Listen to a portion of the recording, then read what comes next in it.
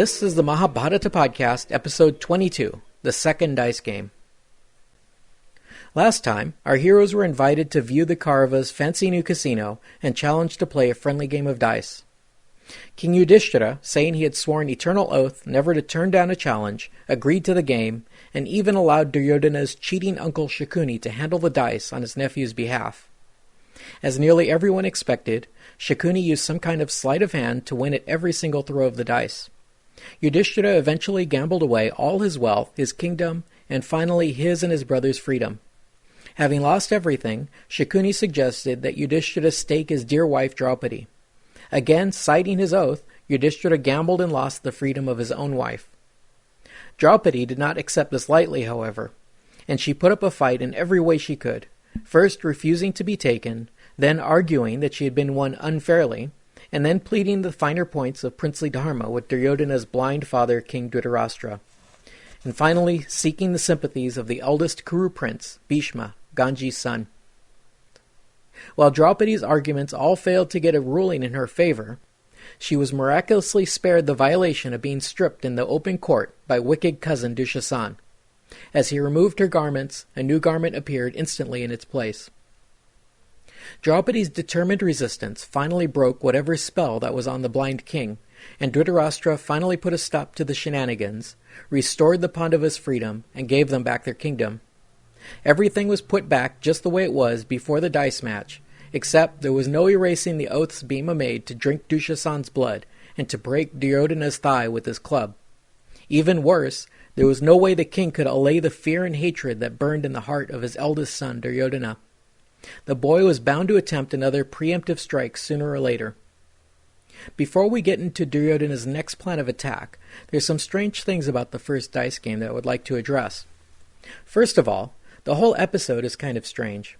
The characters seem oddly somnambulistic, and their behaviors are difficult to explain. To begin with, when Shakuni first proposes holding the dice match, he claims that Yuddistira is known to be a gambling addict, but is also bad at it. Perhaps he was knowingly telling a lie, because otherwise we have no evidence that Yuddistira ever even played the game, let alone enjoyed it, or played to excess. Furthermore, before the game begins, Yuddistira makes a brief sermon on the evils of the game. The next oddity in the story is Yuddistira's repeated reference to an oath that he would not turn down any challenge. In the Bombay edition of the Mahabharata, we're conveniently provided with the scene where Yuddistira swears an oath roughly to this effect.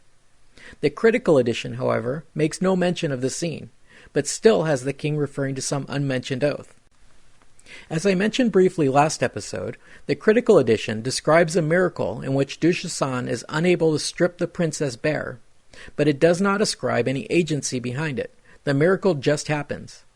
On the other hand, everyone knows that it was Krishna who saved Draupadi in her moment of distress.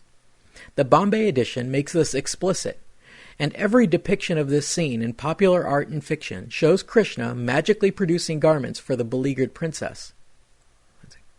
If this imagined original did not have Krishna involved in this scene, then does this suggest that maybe Krishna was a less important figure at one time? Is it possible that Krishna's importance was built up in the story over time? These questions highlight the dangers of even trying to identify some original story among the many versions we have today. Rather than trying to struggle with these questions, I prefer to give you the story as people know it today in modern India, and that means it was Krishna who intervened and saved Draupadi from humiliation. Before we move on with the story, I just want to point out a couple of additional peculiarities in this last episode. This would be the strange behavior of both Bhima and Yuddistira.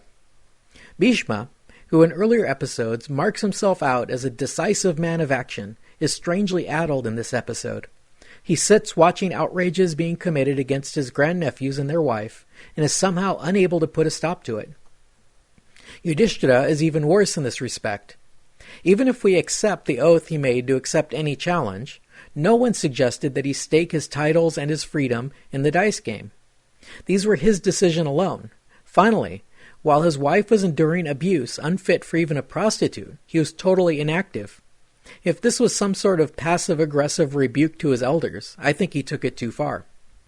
There is something of an explanation for all this provided by the author, and that is that they were all blinded by fate to go through with this drama. The scene was necessary because later events would depend on it, so it happened because it had to happen. We left off with the departure of the Pandavas from Hastinapur.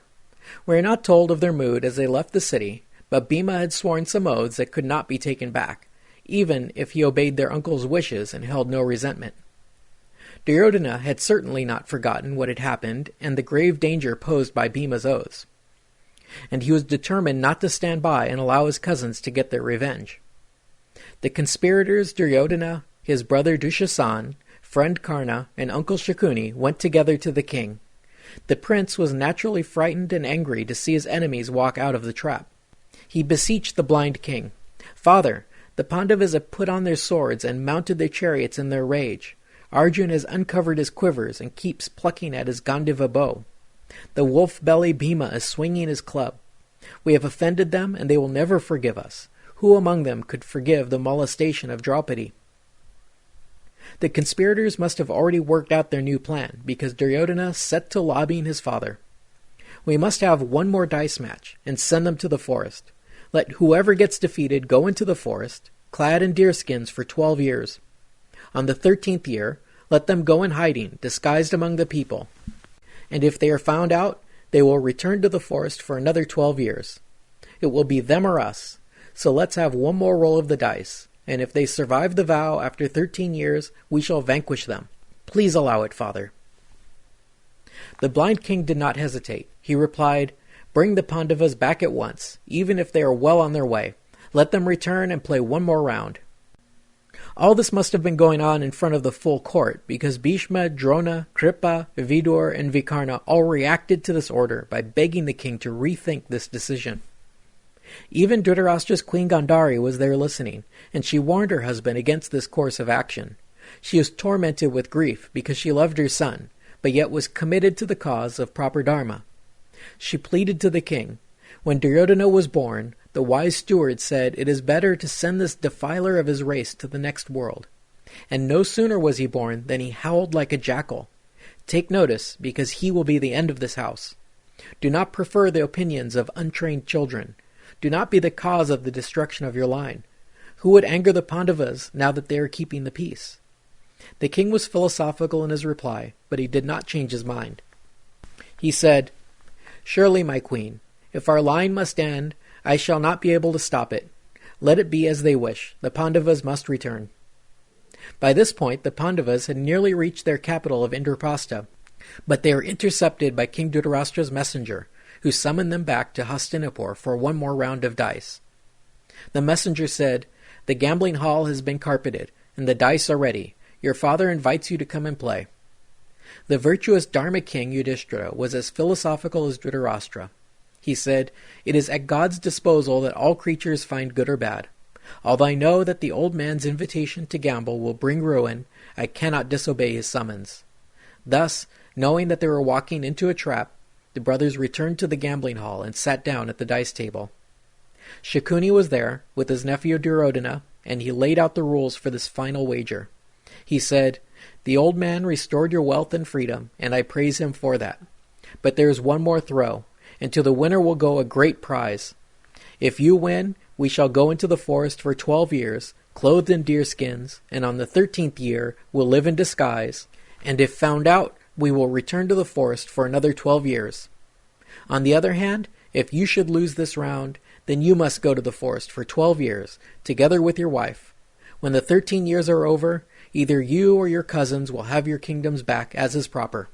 Now, let's roll the dice and let fate decide."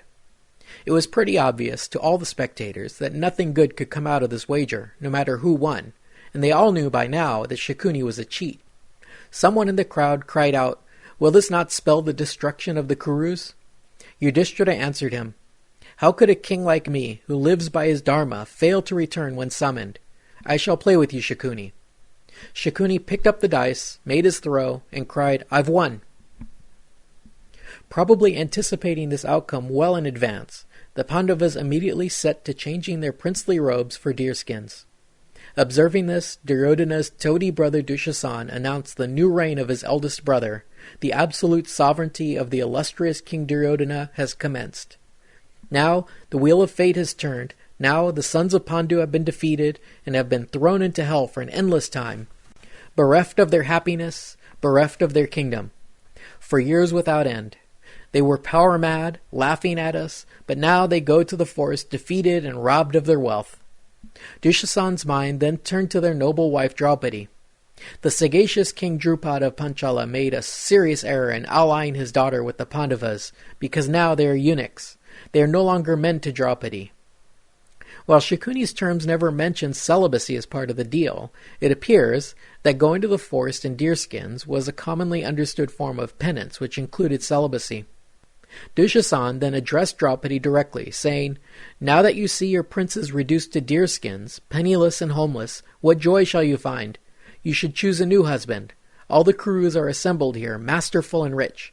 Choose one of them to be your husband. Don't let this turn of fate distress you." Bhima finally rose to the bait, and he made one more promise. "Insolent churl, I shall kill Duryodhana. Arjuna shall kill Karna. Sahadev shall kill Shakuni. I shall kill Duryodhana in battle with my club, and I shall push his head into the earth with my foot. As for this harsh and foul-mouthed Dushasan, I shall drink his blood like a lion."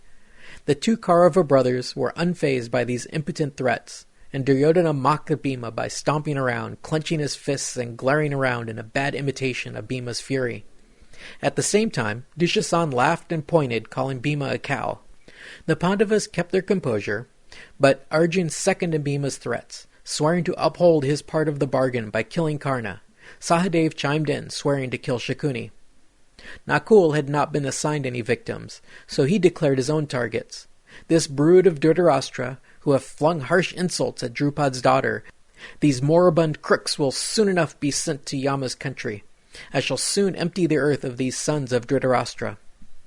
As for Yuddistira, he maintained his composure as usual, and merely bade farewell to his uncle the king and to all the other nobles present.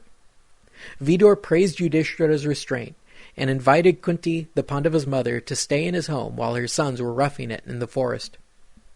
As the Pandavas exited the hall, Kunti came to them and made her farewells.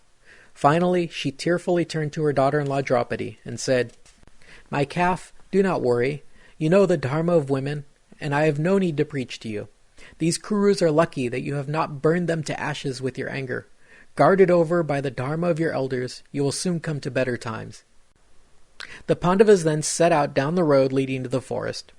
The blind king Dhritarashtra then summoned his steward Vidura and questioned him, asking him to describe the scene of his nephew's departure. Vidura said, "Kunti's son Yuddistira has covered his face with his shawl, and Bhishma has spread his arms as wide as they will go. The left-handed archer Arjun follows the king, scattering sand, and Madri's son Sahadev goes with his face all streaked. Nakul is much distressed in his thoughts and is walking with his whole body covered in dust. Krishna Draupadi is holding her face in her hair, crying, and their priest Dhamya is chanting the gruesome chants of death. And as he walks, he holds up kusha grass in his hand." The old king found the description foreboding yet strange. He asked Vidura to explain the strange postures of his nephews.